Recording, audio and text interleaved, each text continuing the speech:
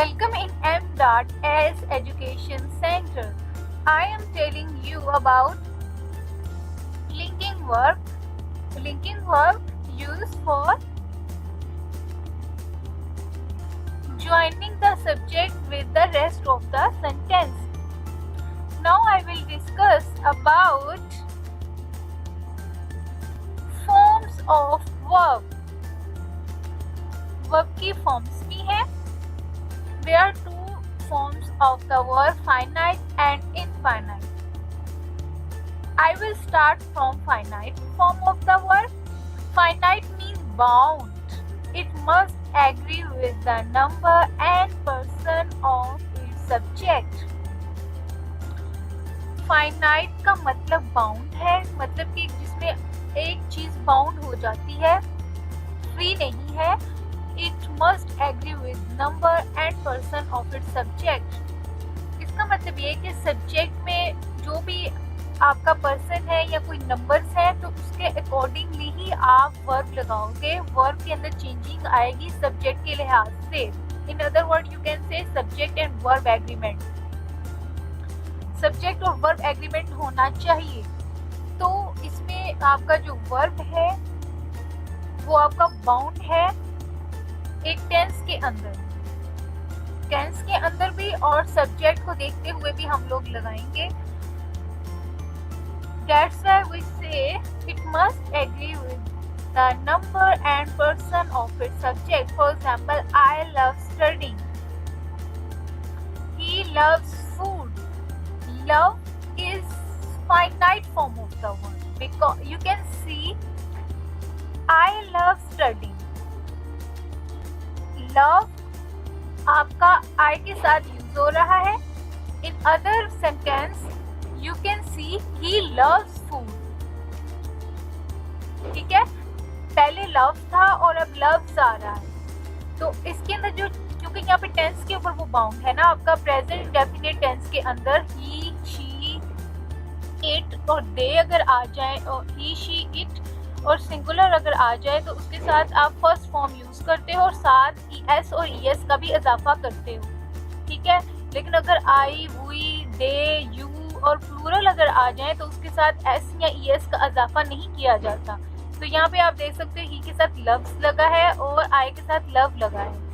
तो ये टेंस, ये जो आपका love है ये आपका वर्ब है जो कि बाउंड है टेंस के अंदर.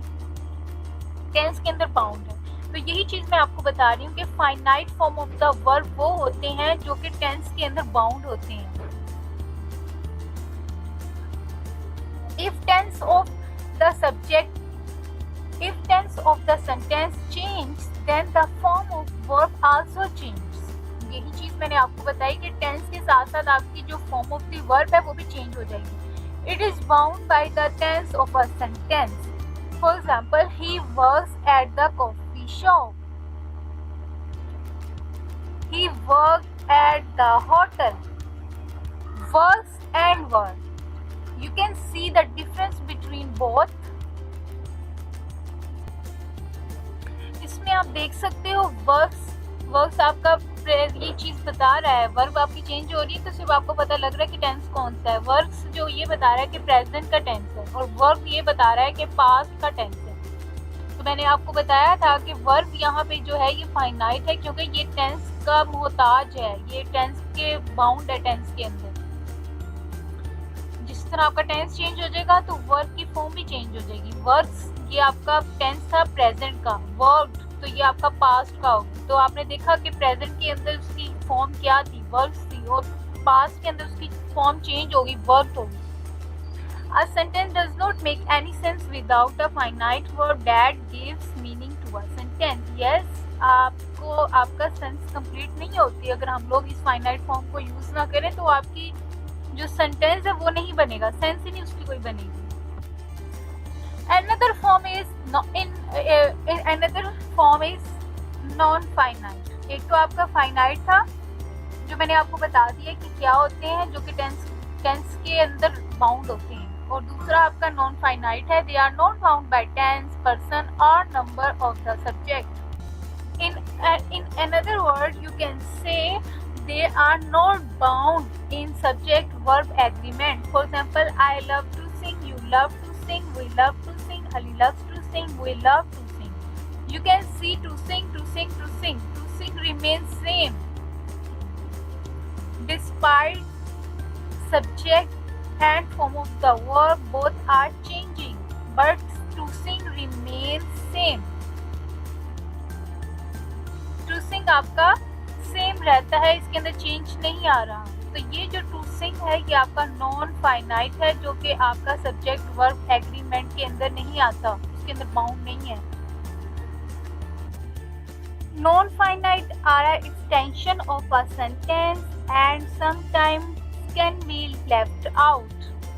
नॉन फाइनाइट आपका एक्सटेंशन भी आप इसको कह सकते हो, और इसको अगर हम ना भी लिखें तो आपकी जो सेंस है वो कंप्लीट भी हो जाती है। For example, we must go shopping now. In another word I can say we must go now. Sense remain same, sense आपकी कंप्लीट ही रहती है अगर मैं शॉपिंग को ना भी यूज करूँ। There are three kind. अब नॉन फाइनाइट के अंदर आपकी तीन चीजें आ जाती हैं। इन्फिनिटिव, आपकी इन्फिनिटिव आ जाती है, इन्फिनिटिव और जेरेंड एंड पार्टिसिपल, ये तीनों आपके नॉन फाइनाइट है। I will discuss in detail, मैं इन सब को इन्फिनिटिव, जेरेंड एंड पार्टिसिपल को डिटेल के साथ आपको बताऊंगी कि ये क्या होते हैं और इसको हम किस तरह सेंटेंस के अंदर यूज करें। Let's start from the infinitive. It consist on words to plus verb. To और उसके साथ वर्ब लगा दें तो ये आपका इन्फिनिटिव बन जाता है। It names a action and it use mostly as complement of a verb. ये नेम देता है, ये किसी एक्शन को नाम देता है, ये एक्शन के तौर पर यूज नहीं होता। टू प्लस वर्ब जब हम लगाते हैं तो तब ये एज अ नाउन फंक्शन करता है और ये किसी भी एक्शन को नाम देने के लिए इस्तेमाल किया जाता है, या वर्ब को as a complement of the verb भी इसको हम लोग यूज कर सकते हैं। टू प्लस वर्ब अगर आ जाए तो उसको हम इन्फिनिटिव कहते हैं, यानी कि वर्ब के साथ अगर टू लगा दें तो वो आपका इन्फिनिटिव बन जाता है। For example, Ali loves to sing. To sing आपका इन्फिनिटिव है और यहाँ पे जो आपका इन्फिनिटिव है वो एज ऑब्जेक्ट आ रहा है कि Ali loves what, Ali loves to Singh.